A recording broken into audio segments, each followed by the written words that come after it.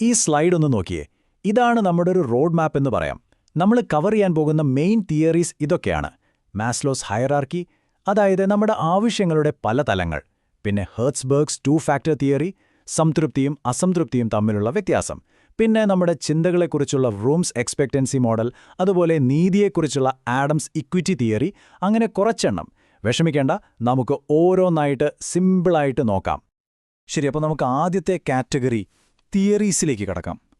അതായത് നമ്മളെ പ്രവർത്തിക്കാൻ പ്രേരിപ്പിക്കുന്ന നമ്മുടെ ഉള്ളിലുള്ള ബേസിക് ആവശ്യങ്ങൾ എന്തൊക്കെയാണ് എന്ന് പറയുന്ന തിയറീസ്. വാട്ട് ഡ്രൈവ്സ് അസ്, അതാണ് ഇവിടെ ചോദ്യം. ഇതിലേറ്റവും ഫേമസ് ആയിട്ടുള്ള ഒന്നാണ് മാസ്ലോസ് ഹയറാർക്കി ഓഫ് നീഡ്സ്. ഈ പിരമിഡ് കണ്ടില്ലേ? നമ്മുടെ ആവശ്യങ്ങളെ 5 ലെയറായിട്ട് തിരിച്ചിരിക്കുകയാണ്. ഏറ്റവും താഴെ, അതായത് ഫൗണ്ടേഷൻ, ഫിസിയോളജിക്കൽ നീഡ്സാണ്. സിമ്പിളായി പറഞ്ഞാൽ ശമ്പളം, ഭക്ഷണം പോലുള്ള അടിസ്ഥാന കാര്യങ്ങൾ. അത് കിട്ടിയാൽ പിന്നെ നമ്മൾ സേഫ്റ്റി, അതായത് തൊഴിൽ സുരക്ഷയെക്കുറിച്ച് ചിന്തിക്കും. അതുമൊക്കെയായാൽ അടുത്തത് സോഷ്യൽ നീഡ്സ്, അതായത് നല്ല സഹപ്രവർത്തകർ, ഒരു ടീമിൻ്റെ ഭാഗമാകുക എന്നതൊക്കെ. അതിനു മുകളിലാണ് സെൽഫ് എസ്റ്റീം, അതായത് അംഗീകാരം, പ്രൊമോഷനൊക്കെ. ഏറ്റവും ടോപ്പിലാണ് സെൽഫ് ആക്ച്വലൈസേഷൻ, അതായത് നമ്മുടെ കഴിവിൻ്റെ പരമാവധിയിലേക്ക് എത്തുക എന്നത്. മാസ്ലോ പറയുന്നത് താഴത്തെ ലെവൽ സാറ്റിസ്ഫൈ ആവുമ്പോഴാണ് നമ്മൾ അടുത്ത ലെവലിനെക്കുറിച്ച് ചിന്തിക്കുന്നത് എന്നാണ്. അടുത്തത് ഹെർട്സ്ബർഗ്സ് 2 ഫാക്ടർ തിയറി. ഹെർട്സ്ബർഗ് പറയുന്നത് എന്താണെന്ന് വെച്ചാൽ, ജോലിയിൽ നമുക്ക് സംതൃപ്തി തരുന്ന കാര്യങ്ങളും അസംതൃപ്തി ഇല്ലാതാക്കുന്ന കാര്യങ്ങളും 2 എന്നാണ്. അതായത് ഒന്ന് ഹൈജീൻ ഫാക്ടേഴ്സ്, മറ്റൊന്ന് മോട്ടിവേഷണൽ ഫാക്ടേഴ്സ്. ഈ ക്രിട്ടിക്കൽ കോൺസെപ്റ്റ് ബോക്സ് ഒന്ന് ശ്രദ്ധിച്ചേ. ഹൈജീൻ ഫാക്ടേഴ്സ് നമ്മുടെ അസംതൃപ്തിയെ തടയും, പക്ഷെ അത് നമുക്ക് മോട്ടിവേഷൻ തരില്ല. മോട്ടിവേഷൻ തരുന്നത് മോട്ടിവേഷണൽ ഫാക്ടേഴ്സ് മാത്രമാണ്. ഇതാണിതിലെ ഏറ്റവും പ്രധാനപ്പെട്ട പോയിന്റ്. ഈ ഐഡിയ കുറച്ചുകൂടി ക്ലിയർ ആക്കാം. ഇപ്പോൾ ശമ്പളം അല്ലെങ്കിൽ കമ്പനി പോളിസികൾ, ഇതൊക്കെ ഹൈജീൻ ഫാക്ടേഴ്സാണ്. ഇതൊന്നും ഇല്ലെങ്കിൽ നമുക്ക് ഭയങ്കര ദേഷ്യം വരും, അല്ലേ? പക്ഷേ ഇതൊക്കെ ഉണ്ടെന്ന് വെച്ച് നമുക്ക് ഭയങ്കര മോട്ടിവേഷൻ കിട്ടണമെന്നില്ല. എന്നാൽ നേട്ടങ്ങൾ, അതായത് അച്ചീവ്മെന്റ് അല്ലെങ്കിൽ കിട്ടുന്ന അംഗീകാരം, റെക്കഗ്നിഷൻ, ഇതൊക്കെയാണ് മോട്ടിവേഷണൽ ഫാക്ടേഴ്സ്. ഇവയാണ് നമ്മളെ ജോലി കൂടുതൽ ഇഷ്ടത്തോടെ ചെയ്യാൻ പ്രേരിപ്പിക്കുന്നത്. ഇനി വേറെ 2 പ്രധാനപ്പെട്ട തിയറീസ് നോക്കാം. ഒന്നാമത്തത് ERG തിയറി. ഇത് സത്യത്തിൽ മാസ്ലോയുടെ 5 ആവശ്യങ്ങളെ എക്സിസ്റ്റൻസ്, റിലേറ്റഡ്നെസ്, ഗ്രോത്ത് എന്നിങ്ങനെ 3 ചുരുക്കിയ ഒരു വേർഷനാണ്. രണ്ടാമത്തേത് മെക്ലെലൻസ് തിയറി. ഇത് പറയുന്നത് നമുക്കെല്ലാവർക്കും ഒരു 3 പ്രധാനപ്പെട്ട ആഗ്രഹങ്ങളുണ്ടെന്നാണ്. ഒന്ന്, നീഡ് ഫോർ അച്ചീവ്മെന്റ്, അതായത് എന്തെങ്കിലുമൊക്കെ നേടിയെടുക്കാനുള്ള ആഗ്രഹം.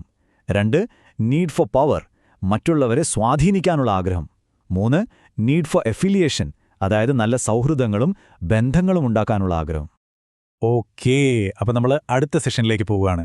ഇതുവരെ നമ്മൾ സംസാരിച്ചത് എന്താണ് നമ്മളെ മോട്ടിവേറ്റ് ചെയ്യുന്നത് എന്നതിനെക്കുറിച്ചാണ്. ഇനി നമ്മൾ നോക്കാൻ പോകുന്നത് എങ്ങനെയാണ് നമ്മളൊരു കാര്യം ചെയ്യാൻ തീരുമാനിക്കുന്നത് എന്നാണ്. നമ്മുടെ ചിന്താപ്രക്രിയകളെക്കുറിച്ചുള്ള തിയറീസ്. ഈ ഒരു കാറ്റഗറിയിൽ 2 മെയിൻ തിയറികളാണുള്ളത്. ആദ്യത്തേത് റൂംസ് എക്സ്പെക്റ്റൻസി മോഡൽ. ഇതൊരു ഫോർമുല പോലെയാണ്. 3 കാര്യങ്ങൾ ചേരുമ്പോഴാണ് മോട്ടിവേഷൻ ഉണ്ടാകുന്നത്. 1, എക്സ്പെക്റ്റൻസി, ഞാൻ ശ്രമിച്ചാൽ എനിക്ക് ഈ ജോലി നന്നായി ചെയ്യാൻ പറ്റുമോ? 2, ഇൻസ്ട്രുമെന്റാലിറ്റി, നന്നായി ചെയ്താൽ എനിക്കതിന് പ്രതിഫലം കിട്ടുമോ? 3, വാലൻസ്, ഈ കിട്ടുന്ന പ്രതിഫലം എനിക്ക് വേണ്ടപ്പെട്ടതാണോ? ഈ 3 ചോദ്യങ്ങൾക്കും ഉത്തരം യെസ് ആണെങ്കിൽ നമുക്ക് നല്ല മോട്ടിവേഷൻ ഉണ്ടാകും. രണ്ടാമത്തെ തിയറിയാണ് ആഡംസ് ഇക്വിറ്റി തിയറി. ഇത് നീതിയുമായി ബന്ധപ്പെട്ടതാണ്. ആഡംസ് ഇക്വിറ്റി തിയറി വളരെ സിമ്പിളാണ്, പക്ഷെ ഭയങ്കര പവർഫുള്ളാണ്. ചുരുക്കി പറഞ്ഞാൽ, മറ്റുള്ളവരുമായി കമ്പയർ ചെയ്യുമ്പോൾ നമുക്ക് ന്യായം കിട്ടുന്നുണ്ടോ എന്ന ചിന്തയാണ് ഇവിടുത്തെ മെയിൻ കാര്യം. ഒരു ഉദാഹരണം പറഞ്ഞാൽ, ഒരേ റോളിൽ ഏകദേശം ഒരേപോലെ പെർഫോം ചെയ്യുന്ന 2 പേർ, ഒരാൾക്ക് മറ്റേയാളേക്കാൾ വളരെ കുറഞ്ഞ ബോണസാണ് കിട്ടുന്നതെങ്കിൽ എന്ത് സംഭവിക്കും? അവിടെ ഒരു അസംതൃപ്തി വരുമല്ലേ? ഇതാണ് ഈ തിയറി പറയുന്നത്. ഇതുവരെ നമ്മൾ കുറേ തിയറി സംസാരിച്ചു, അല്ലേ? ഇനി നമുക്ക് കുറച്ച് പ്രാക്ടിക്കലാകാം. ഈ ഐഡിയകളൊക്കെ എങ്ങനെയാണ് ഒരു ജോലിസ്ഥലത്ത്, ഒരു ബാങ്കിൽ ഉപയോഗിക്കാൻ പറ്റുന്നതെന്ന് നോക്കാം. ഈ തിയറികളൊക്കെ വെറുതെ പഠിച്ചാൽ പോരല്ലോ, അത് പ്രയോഗത്തിൽ വരുത്തണം. അതിനുള്ള ചില വഴികളാണ് ഈ സ്ലൈഡിൽ കാണുന്നത്. 1, മണി, ന്യായമായ ശമ്പളം നൽകുക. 2, അപ്രീസിയേഷൻ, നന്നായി ജോലി ചെയ്യുന്നവരെ അഭിനന്ദിക്കുക. 3, ജോബ് എൻലാർജ്മെന്റ്, നിലവിലുള്ള ജോലിയിൽ കൂടുതൽ ടാസ്കുകൾ നൽകുക. 4, ജോബ് എൻട്രീസ്മെന്റ്, ചെയ്യുന്ന ജോലിക്ക് കൂടുതൽ ഉത്തരവാദിത്വവും അർത്ഥവും നൽകുക. 5, ജോബ് റൊട്ടേഷൻ, പല ഡിപ്പാർട്ട്മെന്റുകളിൽ ജോലി ചെയ്യാൻ അവസരം കൊടുക്കുക. അവസാനം പാർട്ടിസിപ്പേറ്റീവ് മാനേജ്മെന്റ്, അതായത് പ്രധാനപ്പെട്ട തീരുമാനങ്ങളിൽ ജീവനക്കാരെയും പങ്കാളികളാക്കുക. ഇതൊക്കെ മോട്ടിവേഷൻ കൂട്ടാൻ സഹായിക്കും. ഈ സ്ലൈഡ് വളരെ വളരെ ഇമ്പോർട്ടൻ്റ് ആണ്, പ്രത്യേകിച്ച് നിങ്ങളുടെ എക്സാമിന്.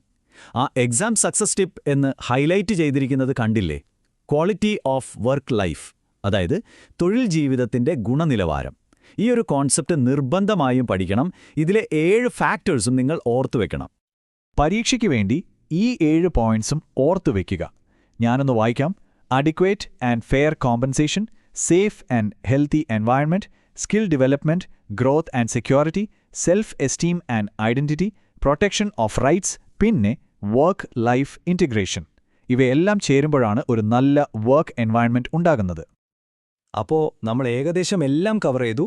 ഇനി അവസാനമായി ഈ പഠിച്ചതിൽ നിന്നെല്ലാം പരീക്ഷയ്ക്ക് വേണ്ടി നിങ്ങൾ ഓർത്തുവെക്കേണ്ട ഏറ്റവും പ്രധാനപ്പെട്ട കാര്യം എന്താണെന്ന് നോക്കാം.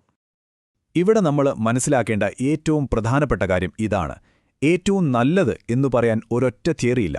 ഓരോ തിയറിക്കും അതിൻ്റേതായ പ്രാധാന്യമുണ്ട്. ഒരു നല്ല ലീഡർ എന്താ ചെയ്യുക?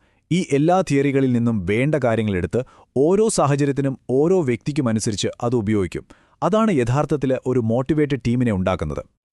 അപ്പോൾ ഈ ഒരു സെഷൻ നിങ്ങൾക്ക് യൂസ്ഫുള്ളായി എന്ന് വിചാരിക്കുന്നു. പോകുന്നതിന് മുൻപ് ഒരു ചോദ്യം മാത്രം. നമ്മൾ ഈ പഠിച്ച തിയറികളൊക്കെ വെച്ച് നോക്കുമ്പോൾ ഇന്നത്തെ കാലത്ത് ഒരു ബാങ്കിംഗ് ടീമിനെ മോട്ടിവേറ്റ് ചെയ്യാനുള്ള ഏറ്റവും നല്ല വഴി ഏതായിരിക്കും? ഒന്ന് ആലോചിച്ച് നോക്കൂ. നിങ്ങളുടെ CAIB പരീക്ഷയ്ക്ക് എൻ്റെ എല്ലാവിധ ആശംസകളും.